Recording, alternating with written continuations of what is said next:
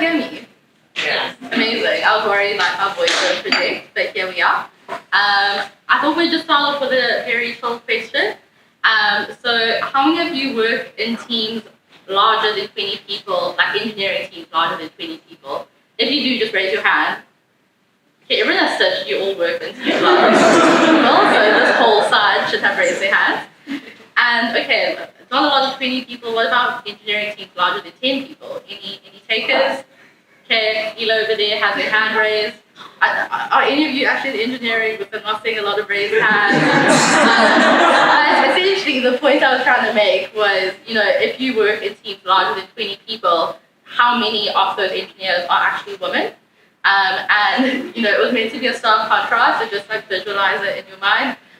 Here at Stitch, I think we are 40 engineers now. Like we've grown quite expansively over the past year and a half. But that being said, we still only just have 6 women engineers, and that's like less than 25% of our engineering workforce. So today we're here really just to talk about how we can transform our tech teams through gender inclusive hiring and growth. There's like a lot of good stats to like corroborate this point. They were in the brief if any of you read it. But what we'll really be answering today is 3 questions. So, what is happening? Where are the women in tech? Why should you and your business care? And then thirdly, like, what can we all do about it? So we'll start by going through why we care about this. I obviously can't force you to care about something, but I'll try my best. And then we'll take a bit of a journey through like the hiring process. So like, how do you attract women engineers? How do you hire them? How do you onboard them? How do you grow them? And also how do you retain them? I'll share a lot of personal stories throughout this journey. If you know me, I love to overshare, so you'll probably be sick of me by the end of this evening. And then we'll just end off with some actionable items for you to hopefully implement in each of your teams. So as was mentioned, I do play the ukulele. It's not here, but maybe if I get asked back, I will play it. I am a full stack engineer and a team lead at Stitch, and I've been at Stitch a year and a half, I think now, which if others of you are in the startup space, it's like 10 years, because I feel weathered, like I feel very, very weathered.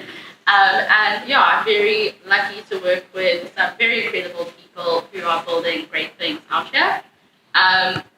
A few disclaimers before we get started. I'm not a hiring manager, contrary to popular belief.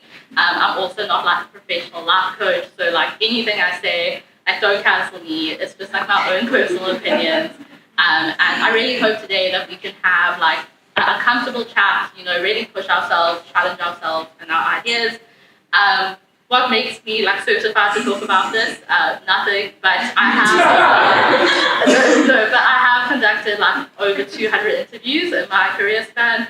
I went through a phase where I was just interviewing like graduates, like it was like 6 a day. It was very intense. And I did write an article on this exact topic last year. So if you read that, it's basically going to be me reading it to you. No, I'm joking. I won't just read the article to you. And yeah, I think the other thing that makes me certified to talk about this is, as you probably can guess, I am a woman of color tech. So I will just be sharing my experiences as a woman of color tech. And I think, you can apply similar things to other underrepresented groups in tech. But like, I can't really talk for all different minorities. So I'm really just talking about the ones I know and the ones I can talk to. So cool. Should you and your company care about hiring diversity? So I always get asked this question, especially after we published the article last year, August, and a few like large corporates reached out and they were like, oh, we're going to implement some of the things you suggested. And I was like, so stoked, because I was like, someone read the article, like, awesome. Like, I thought it was just like my mom reading the article. But then like, when I like questioned them, I was like, why do you want to actually hire diversity? And a lot of them like just couldn't really give me a reason, and it just kind of felt like they were doing it for the sake of doing it without like questioning, like why are we trying to meet employment equity quotas? Like what do these numbers actually mean?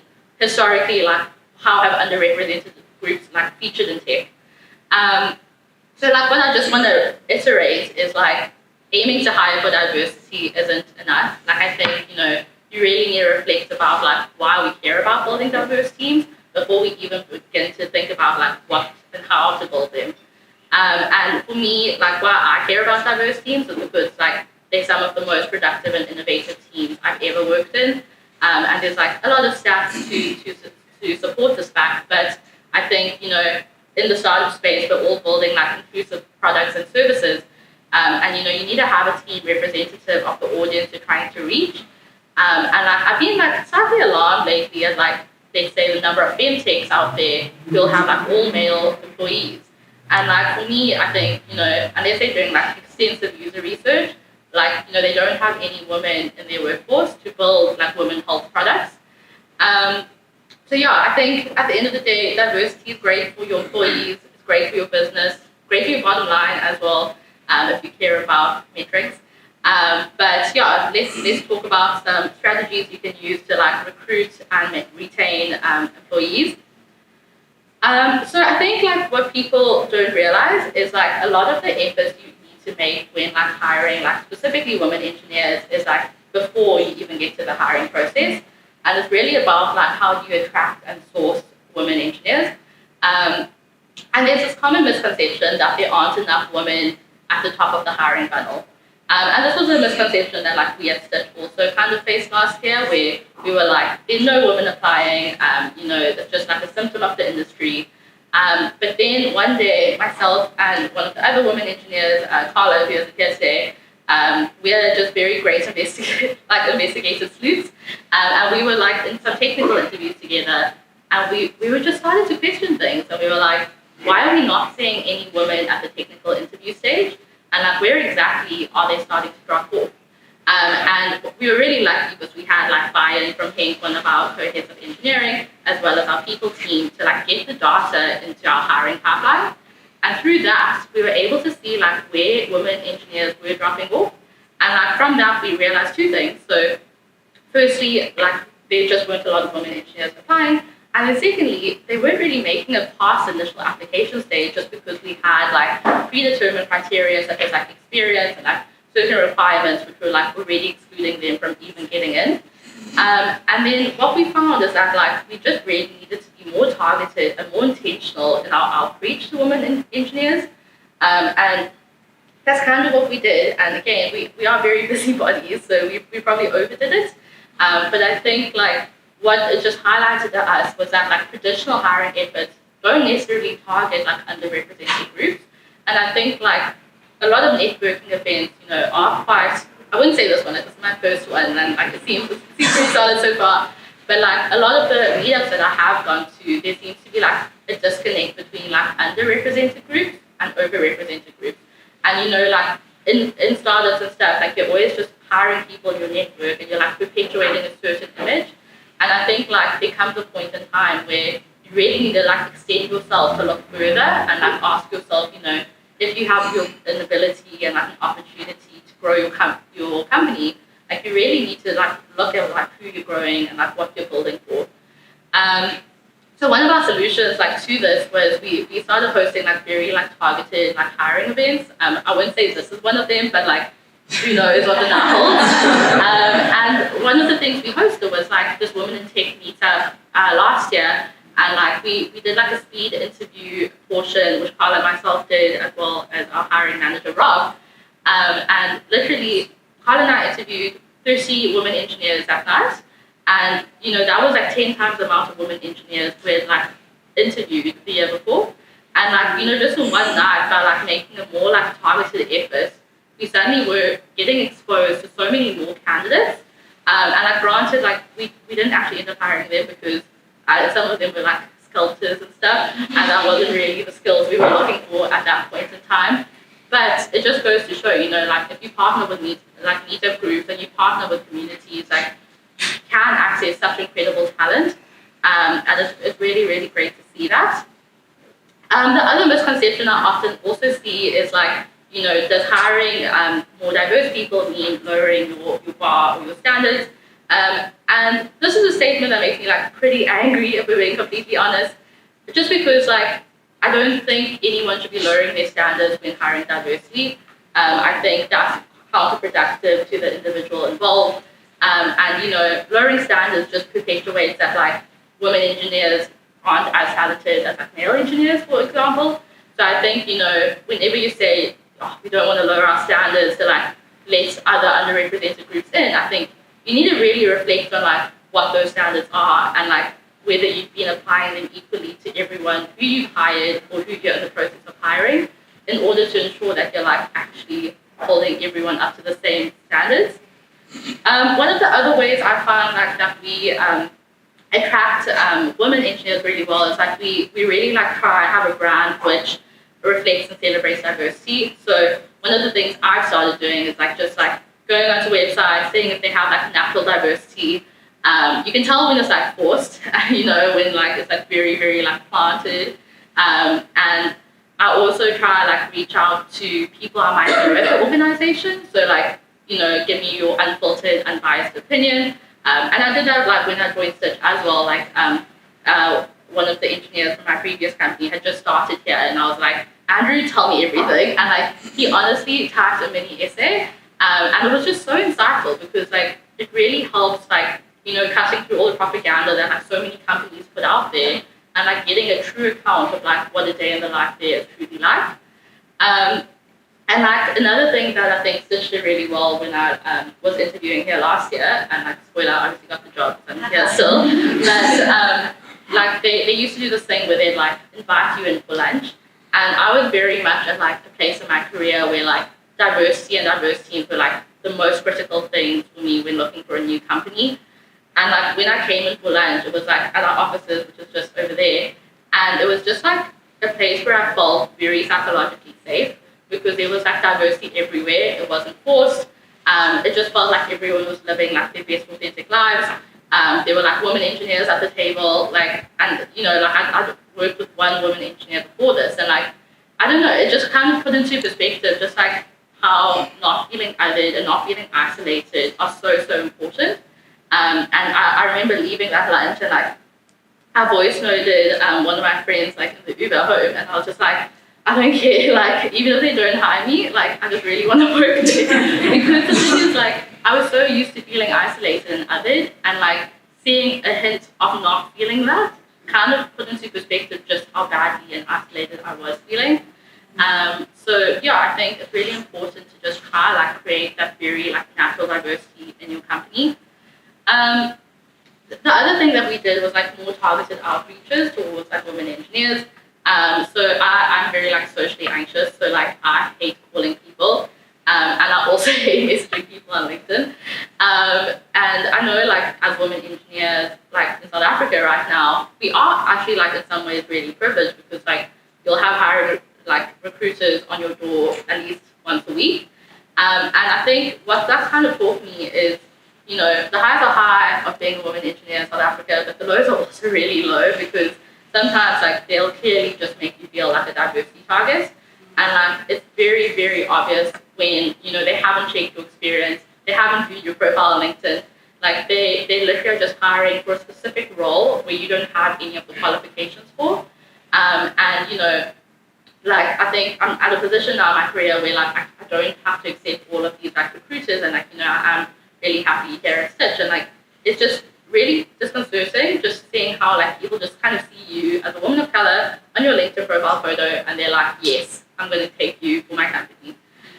So I think, you know, it's really important to just tailor your outreaches, try to get mutual connections. Like that's something that we did that worked really, really well. But people ghost you a lot, which is really hard to deal with. Another thing in your outreaches, I'd say, is like including a salary range. Like I think Stitch's recruiters do that really well, where we have compensation bands based on like performance frameworks, and like so it's like super transparent, and like the initial outreach will be like, oh, you could be earning between like R1 and R2 kind of thing. And you know, even after I joined, like I actually did earn that, so it wasn't even just like a half technique. And I think especially as women, there obviously is the gender pay gap, and like I've been in roles before where male engineers with the same experience and less responsibility earn way more than I do. And because, you know, not everyone believes in pay transparency, that's something that's never really like got acknowledged. So yeah, I think including a salary range goes a long way in my eyes. Another thing I think to think about in your outreach posts, so like, you know, you'll send a message on LinkedIn, you'll probably link to a job posting. It's just to like see what's in that job posting. I think I have seen a lot get generated with ChatGPT these days, but I think on the whole, just really good to like purge gendered language. Like I'm probably the least competitive person you'll ever meet in your life. Like not a bone in my body to be competitive, and like seeing words like which are very masculine energy associated with them, like competitive, aggression, dominating. Like that doesn't really appeal to me, and like my willingness to work in like a dominant environment. No, like I just generally would not thrive well there. And I think just purging that just makes it like more inclusive, and it's such an easy thing to do as well. One of the other things I like to see by different companies is like the company benefits, and like how inclusive are those benefits? Are we like including different parental leave or different types of caregivers apart from like traditional like mother-father figures? Do flexible work hours allow for like childcare and things like that? And yeah, one of my other red flags is like the whole like work hard, play hard. Like I don't want to be playing hard. Like I just I'm happy to work hard, but like that just brings up people being overworked. I feel like there's a lot of people who resonated with work hard, play hard, so I'm concerned for you. And I think I'm not like there's always that meme, and it's like employees don't want happy hours or pizza, they just want like psychological safety. And like I'm at a point in my career now where like I really resonate with that, where like you can tell me about all the happy hours and like I will happily skip them. Just because like when you're young it's like so exciting, but at the same time like you also want to be okay. Like you don't want to be like pressurized to be part of this like competitive, sporty, drinking kind of environment. Like you just want to do your job and like spend time with your family. So I think very good to think about that. And then just whilst we were talking about jobs, I think this isn't a CV workshop, but like I love a CV workshop as well. But just if you are brushing up your CVs, like let's say you wanted to apply to Stitch, for example, like it's not the CV you did in like life orientation in 2005, because like A, Times New Roman, super outdated, but also B, like don't put any information on your CV where people could use to discriminate against you. So like let's remove marital status, your gender, even your age. My biggest one is like just remove photos, like just take those straight off, and like contact info as well. Like I'm a big fan of the please contact me if you'd like the contact details, and like when I was in university, I had like a weird experience where like I thought I'd pivoted into like financial services for a hot minute. I didn't, but like my CV had a photo of me at the time, and like this random guy who worked there like saw it, and like he was like, oh, let me ask this chick out, and I was just like, this is really messed up. Like I'm just out here trying to get a job, and like someone's clearly using this as like a dating opportunity. And like it's just someone who's like taking advantage of like impressionable undergraduates. And like honestly, I wasn't as like vocal as I am now, so I definitely didn't report it back then. And also like I was trying to get a job, so like what power do I actually have in the situation? But I think like that's why I'm a really, really big advocate of like no photos on CVs, and also just no like gender, contact info, that kind of stuff. Cool. So now that we've gone through the like attracting and sourcing candidates, we finally get to the hiring process, which is probably why most of you are here. But I think at Stitch, our hiring process is pretty solid. Like it can always be better. But we have like multiple stages. So we'll have like a take-home assessment on HackerRank. We have like 2 types of tech screening. So like one with a recruiter, one with our co-heads of engineering. We then have a tech interview, which is like a system design kind of vibe. Tech agnostic stack, so like you can come with anything, and then we have like a ways of working at the end. And what I really enjoyed when I was like being interviewed, and also like when I do interviews at Stitch, is like we always try to have like a very diverse interview panel, and I think it's really important to try to create a panel where the interviewees feel like they can recognize themselves in the panel. So like when I interviewed at Stitch, the senior engineer in my interview was a woman engineer. And like for me, like as I said, like I was really looking for a company which was like diverse and like not like fake diverse, but like truly diverse. And like seeing a woman engineer in my technical interview just kind of like made me feel like I really, really wanted to work there.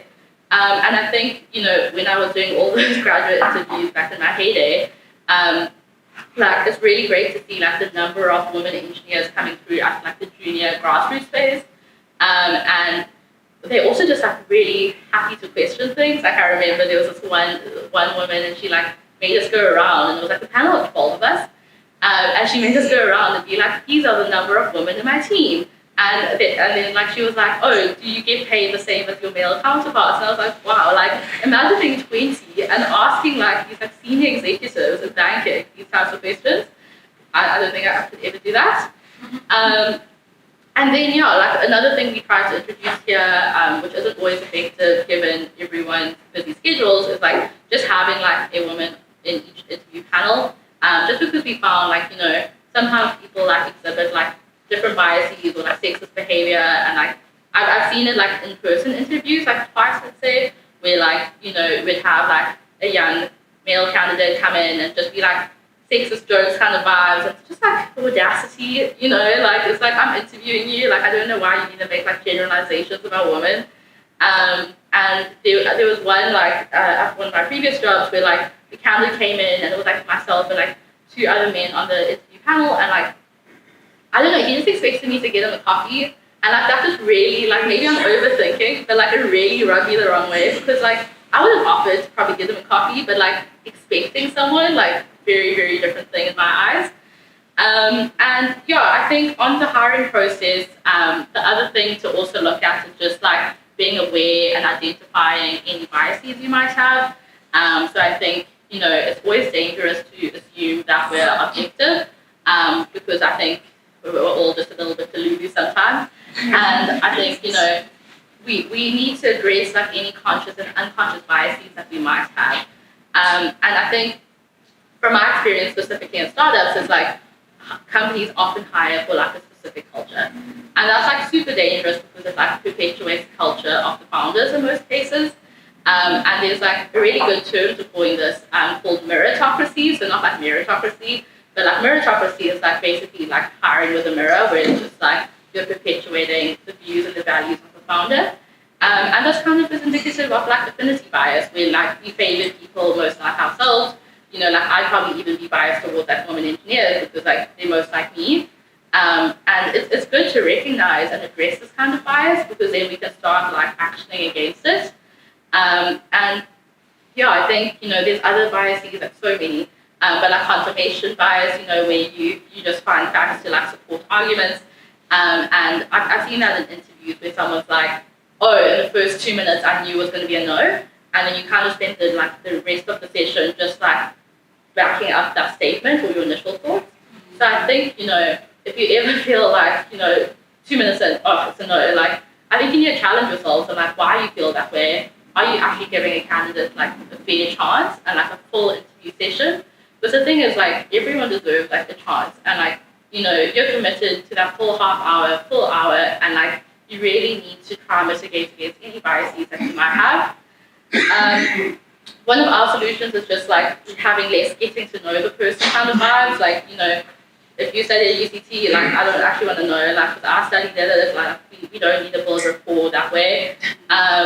We also try to do multiple interviewers, so like we have a rubric and like each person fills it out independently, and that just helps us avoid like groupthink. And we have a very structured interview process, so it's like everyone would go through the same exact process, very similar questions and things like that. And yeah, just phrases I try to avoid is like, you know, not hiring someone because they aren't a culture fit, because like that's just super subjective. And again, we just show favoritism for those who remind us of ourselves. And yeah, I think a good way to like, that's how one of my kids of engineering is like hacking up a lung back there. There's probably two of them, no joking. I think when it comes to addressing the whole culture fit aspect, I think it's important to shift from a like employee we want to hang out with to like an employee we want to work with. And it's like similar to like university, where like you'd have your university mates and stuff, and like it'd be fun to hang out with, but like you wouldn't necessarily want to do a group project with them because like you'd be the person compiling it the night before. I see a lot of friends looking at each other, so I see some tense times working together. But yeah, that's kind of like the recruiting and the hiring aspect of it. And like now, like I just like to, focus on the onboarding portion of it, because I don't think we realize how critical it is to make someone feel like they feel a sense of belonging in your company. And like we spend so much effort on like the recruiting hiring portion, and then like we onboard and we're like, okay, like now go do your thing. But I think there are a few things that I recommend when onboarding someone, specifically someone from like an underrepresented group, and like it's to have like an onboarding buddy who's like very similar to the person and that they could relate to. But I think like I've reacted really, really well with like I've been in like teams of like other women and like just had like really supportive team leads. And like what I realized with startups is like for most team leads it's like their first time managing people. So like you need to ensure that they're like sufficiently equipped to manage like diverse teams and like grow diverse teams. Because like I've had like some managers be like women, like emotional, and it's like they seem very bad. And yeah, I think just having very clear expectations of someone onboarding is also really, really crucial to try and avoid imposter syndrome. The other thing like with onboarding is like just, and I guess any employee, is just to ensure that you don't make anyone from an underrepresented group feel like a token. So tokenism refers to when like you hire someone for a specific trait. So for like women engineers, it'd be like because of their gender. And what this does is it just creates feelings of isolation. And what happens is you end up being viewed as a symbolic representative of your entire demographic. So like I've worked in places before where it's just like, they just saw me as like a woman of color in tech. And like I was representing like all women of color in tech because I was like one of the first women engineers they hired. And I think like I actually have so many examples here where, I was just being used as a token. And like most of them are like really, really horrible because at the time, like you're so young, you're so impressionable and you're like grateful for this job. But like one of the examples that comes to mind is like, I remember at like the previous place I worked at, we were filming something for like a big like news outlet. And it was like really, really like worldwide, like news segment, like everyone was so excited, it was so cool. And it was like very open plan office, so like pretty similar to this, it wasn't Stitch in case you're wondering. But I just remember it so clearly that like someone was like sent up to like my desk and they were like, oh, Thalia, like we need you to come downstairs.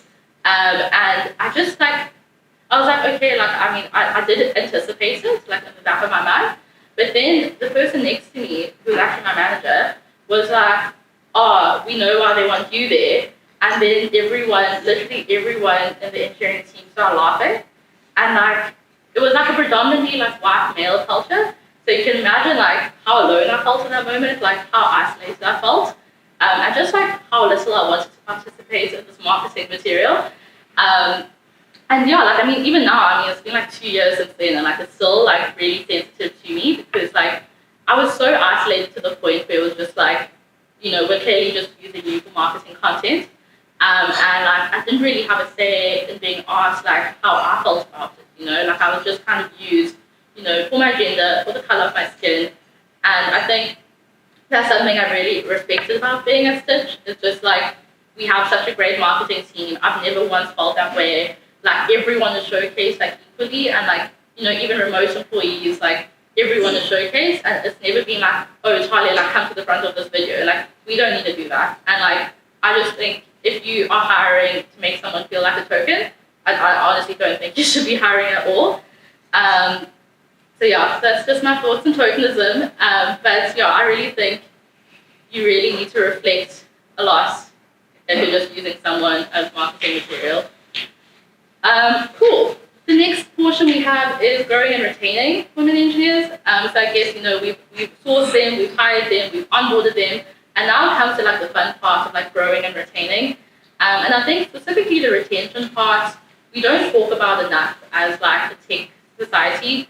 And I think it's a really good time for companies to like reflect on the culture that they have.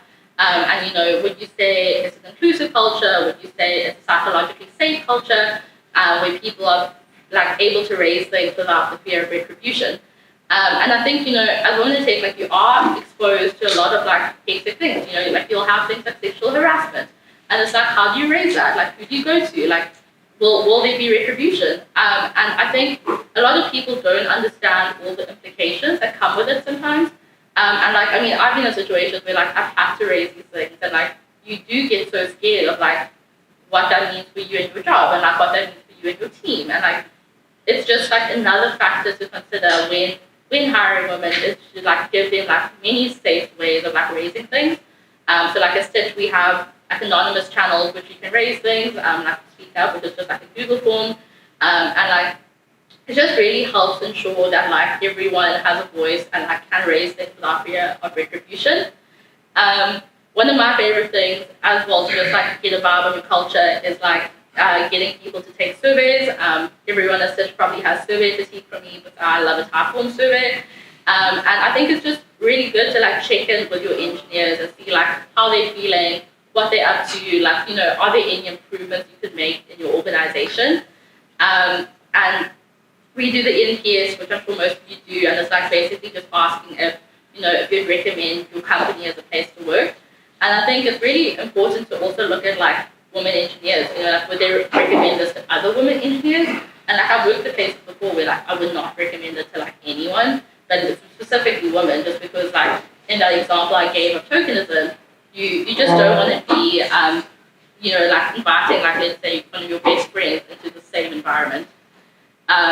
Which is also really helpful to like getting yourself out of that environment, because you're like, if I wouldn't recommend it to a friend, like why am I here? And yeah, that's always a great learning point. One of the things around retention, so as I mentioned, like there's a lot of juniors at like the grassroots graduate junior kind of phase, like women engineers specifically. But you'll find as you go with seniority is like there's like quite a dramatic drop off which occurs. And like this is something like I've really been struggling with, where it's just like, you know, what does it actually mean to be a senior engineer these days? Because like you'll have people out there being a senior engineer after like 1 year of experience, and then you'll have people who are like not going to call themselves a senior after like 20 years of experience. But like either way, like whatever your definition of being a senior engineer, like sometimes like you just can't fathom getting there. And I think like a lot of that has to do with many things, but mainly like imposter syndrome, lack of mentorship, and like lack of career growth, and like just not having a representative at that level to like look up to. So yeah, imposter syndrome, I can't believe it's been like a while and we haven't actually spoken about it yet. So as I like to call it, imposter syndrome for short. So I have a few triggers of imposter syndrome. My main one, which my daily question is like, do I deserve this? And that's really how I start my day. But I think, no, I'm okay, guys. But I think like when you are like an underrepresented group, so you are prone to feeling more heightened senses of imposter syndrome, just because a lot of the things that you think about yourself, like whether you deserve this opportunity, are often supported by external people who might be like showing microaggressions towards you. So like one of my triggers is like the whole concept of being like a real engineer. And everyone probably should be talking about this before, but there was actually an example which happened to me this year whilst I was working at Stitch, but not with people from Stitch.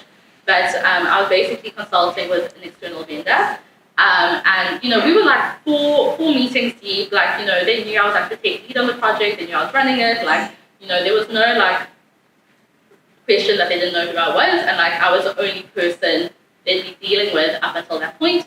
I then, for the fourth session, I had our head of security come in, who's like amazing and just like the best person, older man. And like once he got there, they like immediately defaulted to him. And like that wasn't really the issue I had, because like I understand like he is older than me, he probably seems more like regal. I don't know, like if you knew him, you'd see that. But he handled it really well. He was like, no, like Thalia is very much like running this project, like I'm just here to like supplement and support her.